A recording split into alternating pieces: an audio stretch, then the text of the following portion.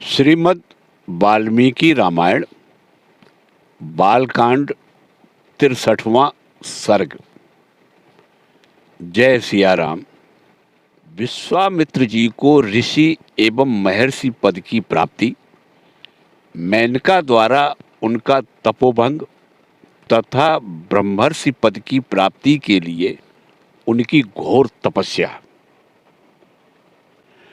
शतानंद जी कहते हैं, श्री राम, जब 1000 वर्ष पूरे हो गए तब उन्होंने व्रत की समाप्ति का स्नान किया। स्नान कर लेने पर महामुनि विश्वामित्र जी के पास संपूर्ण देवता उन्हें तपस्या का फल देने की इच्छा से आए।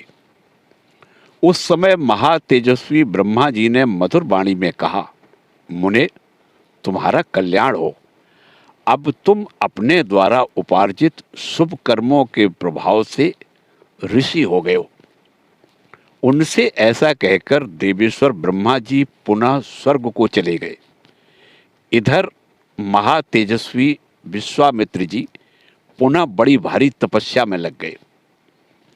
नरश्रेष्ठ, तदंतर बहुत समय व्यतीत होने पर परम सुंदरी अप्सरा मेनका पुष्कर में आई और वहां स्नान की तैयारी करने लगी। महातेजस्वी कुशिक नंदन विश्वामित्र ने वहां उस मेनका को देखा। उसके रूप और लावण्य की कहीं तुलना नहीं थी। जैसे बादल में बिजली चमकती हो, उसी प्रकार वह पुष्कर के जल में शोभा पा रही थी। उसे देखकर विश्वामित्र जी काम के अधीन हो गए और उससे इस प्रकार बोले, अप्सरा, तेरा स्वागत है। तू मेरे इस आश्रम में निवास कर। तेरा भला हो। मैं काम से मोहित हो रहा हूं, मुझ पर कृपा कर। उनके ऐसा कहने पर सुंदर कटि प्रदेश वाली मेनका वहां निवास करने लगी। इस प्रकार तपस्या का बहुत बड़ा विघ्न विश्वामित्र जी के पास स्वयं उपस्थित हो गया। रघुनंदन, मेनका को विश्वामित्र जी के उस सौम्य आश्रम पर रहते हुए 10 वर्ष बड़े सुख से बीते। इतना समय बीत जाने पर महामुनि विश्वामित्र लज्जित से हो गए, चिंता और शोक में डूब गए। रघुनंदन, मुनि के मन में रोष पूर्वक यह विचार उत्पन्न हुआ कि यह सब देवताओं की करतूत है। उन्होंने हमारी तपस्या का अपहरण करने के लिए यह महान प्रयास किया है। मैं काम जनित मोह से ऐसा आक्रांत हो गया कि मेरे 10 वर्ष एक दिन रात के समान बीत गए। यह मेरी तपस्या में बहुत बड़ा विघ्न उपस्थित हो गया। ऐसा विचार कर मुनिवर विश्वामित्र लंबी सांस खींचते हुए पश्चाताप से दुखित हो गए। उस समय मेनका अप्सरा भयभीत हो थरथर कांपती हुई हाथ जोड़कर उनके सामने खड़ी हो गई। उसकी ओर देखकर कुशिक नंदन विश्वामित्र जी ने मधुर वचनों द्वारा उसे विदा कर दिया और स्वयं वे उत्तर पर्वत पर चले गए। वहां उन महायशस्वी मुनि ने निश्चयात्मक बुद्धि का आश्रय ले कामदेव को जीतने के लिए कौशिकी तट पर जाकर दुर्जय तपस्या आरंभ की। श्री राम, वहां उत्तर पर्वत पर 1000 वर्षों तक घोर तपस्या में लगे हुए विश्वामित्र जी से देवताओं को बड़ा भय हुआ। सब देवता और ऋषि परस्पर मिलकर सलाह करने लगे, ये कुशिक नंदन विश्वामित्र महर्षि की पदवी प्राप्त करें, यही इनके लिए उत्तम बात होगी। देवताओं की बात सुनकर सर्वलोक पितामह ब्रह्मा जी तपोधन विश्वामित्र जी के पास जा मधुर वाणी में बोले, महर्षि, तुम्हारा स्वागत है। वत्स कौशिक, मैं तुम्हारी उग्र तपस्या से बहुत संतुष्ट हूं और तुम्हें महत्ता एवं ऋषियों में श्रेष्ठता प्रदान करता हूं। ब्रह्मा जी का यह वचन सुनकर तपोधन विश्वामित्र हाथ जोड़कर प्रणाम करके उनसे बोले, भगवान, यदि अपने द्वारा उपार्जित शुभ कर्मों के फल से मुझे आप ब्रह्मर्षि का अनुपम पद प्रदान कर सके तो मैं अपने को जितेंद्रिय समझूंगा। तब ब्रह्मा जी ने उनसे कहा, मुनि श्रेष्ठ, अभी तुम जितेंद्रिय नहीं हुए हो, इसके लिए प्रयत्न करो। ऐसा कहकर वे स्वर्गलोक को चले गए।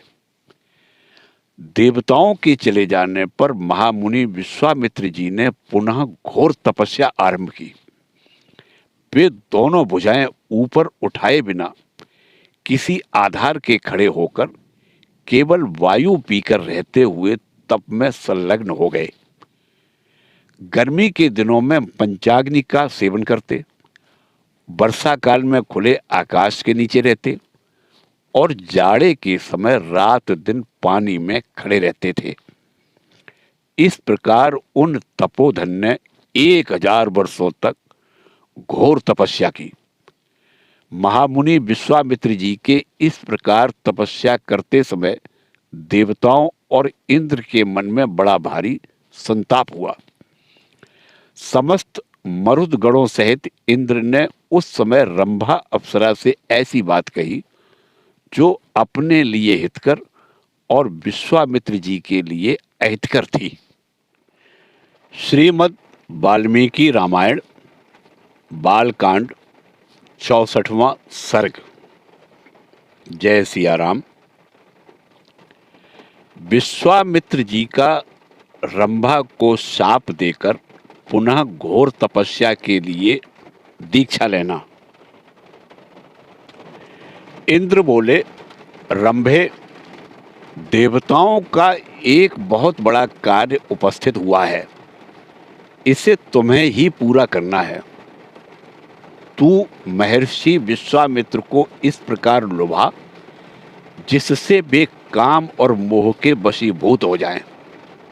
श्री राम, बुद्धिमान इंद्र के ऐसा कहने पर वह अप्सरा लज्जित हो हाथ जोड़कर देवेश्वर इंद्र से बोली, सुरपते, ये महामुनि विश्वामित्र बड़े भयंकर हैं। देव, इसमें संदेह नहीं कि ये मुझ पर भयानक क्रोध का प्रयोग करेंगे। अतः देवेश्वर, मुझे उनसे बड़ा डर लगता है, आप मुझ पर कृपा करें। श्री राम, डरी हुई रंभा के इस प्रकार भयपूर्वक कहने पर सहस्र नेत्रधारी इंद्र हाथ जोड़कर खड़ी और थरथर कांपती हुई रंभा से इस प्रकार बोले, रंभे, तू भय न कर, तेरा भला हो, तू मेरी आज्ञा मान ले। वैशाख मास में जबकि प्रत्येक वृक्ष नव पल्लवों से परम सुंदर शोभा धारण कर लेता है, अपनी मधुर काकली से सबके हृदय को खींचने वाले कोकिल और कामदेव के साथ मैं भी तेरे पास रहूंगा। भद्रे, तू अपने परम कांतिमान रूप को हाव भाव आदि विविध गुणों से संपन्न करके उसके द्वारा विश्वामित्र मुनि को तपस्या से विचलित कर दे। देवराज का यह वचन सुनकर उस मधुर मुस्कान वाली सुंदरी अप्सरा ने परम उत्तम रूप बनाकर विश्वामित्र को लुभाना आरंभ किया। विश्वामित्र जी ने मीठी बोली बोलने वाले कोकिल की मधुर काकली सुनी। उन्होंने प्रसन्नचित्त होकर जब उस ओर दृष्टिपात किया तब सामने रंभा दिखाई दी। कोकिल के कलरव, रंभा के अनुपम गीत और अप्रत्याशित दर्शन से मुनि के मन में संदेह हो गया। देवराज का यह सारा कुचक्र उनकी समझ में आ गया। फिर तो मुनिवर विश्वामित्र ने क्रोध में भरकर रंभा को शाप देते हुए कहा, दुर्भगे रंभे, मैं काम और क्रोध पर विजय पाना चाहता हूँ और तू आकर मुझे लुभाती है। अतः इस अपराध के कारण तू 10,000 वर्षों तक पत्थर की प्रतिमा बनकर खड़ी रहेगी। रंभे, शाप का समय पूरा हो जाने के बाद एक महान, तेजस्वी और तपोबल संपन्न ब्राह्मण मेरे क्रोध से कलुषित तेरा उद्धार करेंगे।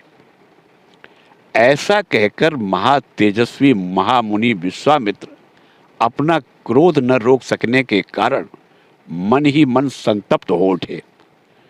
मुनि के उस महाशाप से रंभा तत्काल पत्थर की प्रतिमा बन गई।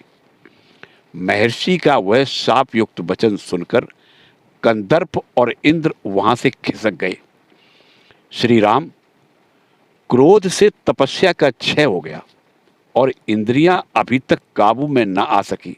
यह विचार कर उन महातेजस्वी मुनि के चित्त को शांति नहीं मिलती थी। तपस्या का अपहरण हो जाने पर उनके मन में यह विचार उत्पन्न हुआ, अब से न तो क्रोध करूंगा और न किसी भी अवस्था में मुंह से कुछ बोलूंगा, अथवा 100 वर्षों तक मैं श्वास भी नहीं लूंगा। इंद्रियों को जीतकर इस शरीर को सुखा डालूंगा। जब तक अपनी तपस्या से उपार्जित ब्राह्मणत्व मुझे प्राप्त नहीं होगा, तब तक चाहे अनंत वर्ष बीत जाएं, मैं बिना खाए पिए खड़ा रहूंगा और सांस तक नहीं लूंगा। तपस्या करते समय मेरे शरीर के अवयव कदापि नष्ट नहीं होंगे। रघुनंदन, ऐसा निश्चय करके मुनिवर विश्वामित्र जी ने पुनः 1000 वर्षों तक तपस्या करके दीक्षा ग्रहण की। 1000 वर्षों तक तपस्या करने के लिए दीक्षा ग्रहण की। उन्होंने जो प्रतिज्ञा की थी उसकी संसार में कहीं तुलना नहीं है। इस प्रकार श्री वाल्मीकि निर्मित आर्ष रामायण आदि काव्य के बाल कांड में 64वां सर्ग पूरा हुआ। जय सिया राम।